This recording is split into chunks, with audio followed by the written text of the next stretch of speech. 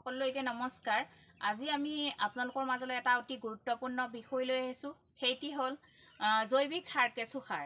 কেঁচু সাৰ আচলতে কেনেকৈ প্ৰস্তুত কৰিব লাগে তাৰ প্ৰসংগলৈ আজি আপোনালোকক দেখুৱাবলৈ ওলাইছোঁ। পোনপ্ৰথমে কি হয়, আমি কেঁচু সাৰ টেংকিটো কেনেকৈ বহাব লাগে। আচলতে যদি কোনোবাই পকা টেংকি কৰিব বিচাৰে বা এনেকুৱা এগ্ৰিকালচাৰ ডিপাৰ্টমেণ্টৰ পৰা এনেকুৱা টেংকিও পায়, এইখিনিও আপোনালোকে ল'ব পাৰে। যদি এইখিনি লোৱা যায় তেতিয়াহ'লে ছাইডত কি হয়, এটা আপোনালোকে ফুটা থাকিব। চাব, যিকোনো এটা চুকত এনেকুৱা এটা ফুটা থাকে।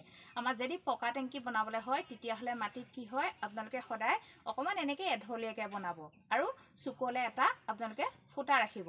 যি ফুটাটো এইকাৰণে ৰখা হয়, আমাৰ যিখিনি কেঁচু মূত্ৰ থাকে সেই মূত্ৰখিনি আমি কি হয় ধৰি ৰখাবৰ বাবে। ইয়াতো আমাৰ আছে, তেনেকৈ বহাই থোৱা আছে। সিটো ছাইডলৈ এটা ফুটা আছে, সেইটো আমি গাঁত খান্দি পেলাই এনেকৈ পাত্ৰ পাতি থোৱা আছে। আমাৰ কেঁচু মূত্ৰখিনি তাতে আমি ধৰাৰ ব্যৱস্থা কৰোঁ। আৰু আপোনালোকে কি হয়, টেংকিটো এনেকৈ বনাব। বনোৱাৰ পাছত কি হয়, প্ৰথম 6 ইঞ্চিত একেবাৰে তলতে আপোনালোকে অলপ পকাৰ হ'লেও বা আপোনালোকৰ এনেকুৱা টেংকি হ'লেও তেতিয়া অকণমান তলতে অলপ শিল বালি দি ল'ব। তাৰ পাছত কি হয়, আমাৰ ঘৰুৱা যি গৰু গোবৰ সেইখিনি আপোনালোকে 6 ইঞ্চি এটা লেয়াৰ দিব। তাৰ পাছত কি হয়, আকৌ 6 ইঞ্চি আপোনালোকে ধৰি লওক আমাৰ যিখিনি বাৰীত আমি কল কাটোঁ, সেই কলৰ যি ঘাই গছজোপা থাকি যায়, সেই গছজোপা কি হয় সৰু সৰুকৈ টুকুৰা কৰি আপোনালোকে ইয়াত দিব পাৰে। আৰু কি হয়, আপোনালোকৰ আমাৰ যি হয় ডাঙৰ ডাঙৰ মেটেকা থাকে পুখুৰীত, সেই মেটেকাখিনি আমি উঠাই আনি পেলাই ক'লা ক'লা যি তলৰ শিপা থাকে সেই শিপাখিনি আমি কাটি পেলাই ওপৰৰ যিখিনি কোমল অংশ সেইখিনিও আমি ইয়াত ব্যৱহাৰ কৰিব পাৰোঁ। আৰু শাক পাচলি যিখিনি ঘৰৰ বাকলি থাকে সেইখিনিও আমি ইয়াত দিব পাৰোঁ।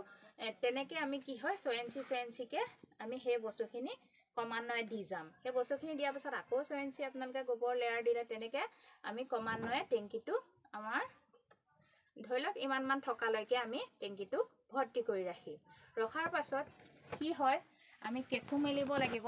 কেঁচু সম্পৰ্কত আপোনালোকক মই জনাব বিচাৰিছোঁ, কেঁচু আচলতে বিভিন্ন জাত থাকে।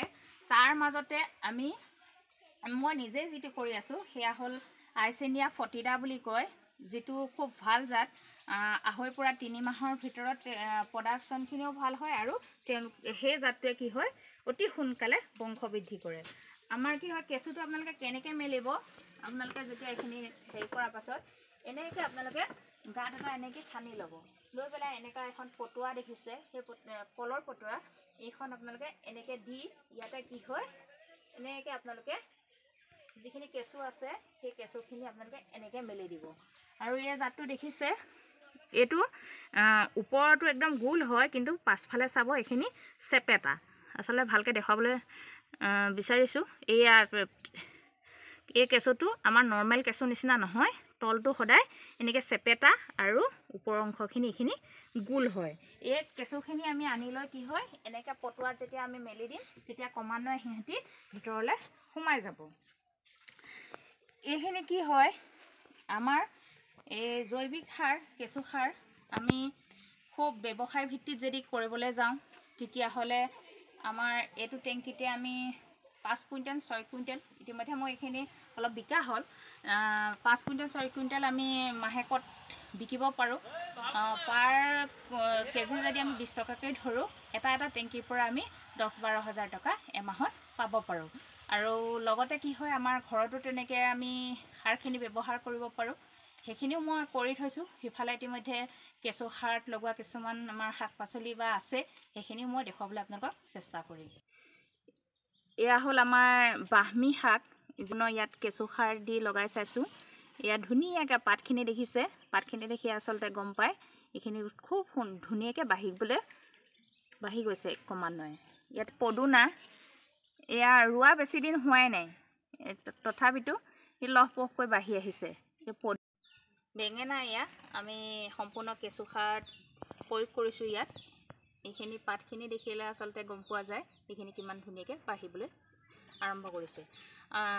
সাৰখিনি আচলতে এনেধৰণে ওলায়, আপোনালোকে চাব যেতিয়া কিনাৰে কিনাৰে এনেধৰণে দেখা পাব সেইখিনি আচলতে সাৰ হয়। এনেধৰণে ধৰি লওক চাহপাত সিজাই দিয়াৰ পাছত যেনেকৈ গুড়িখিনি ওলায় তেনেকুৱা ধৰণে এনেকৈ সাৰখিনি ওলায়। জৈৱিক সাৰ, কেঁচু সাৰ ইতিমধ্যে চালি থকা হৈছে। এয়া অৰ্ডাৰ আহিছে, সেইমতে এয়া কেঁচুসাৰ চালি থকা হৈছে।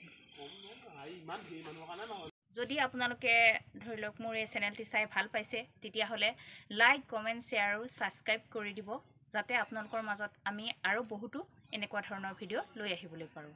ধন্যবাদ।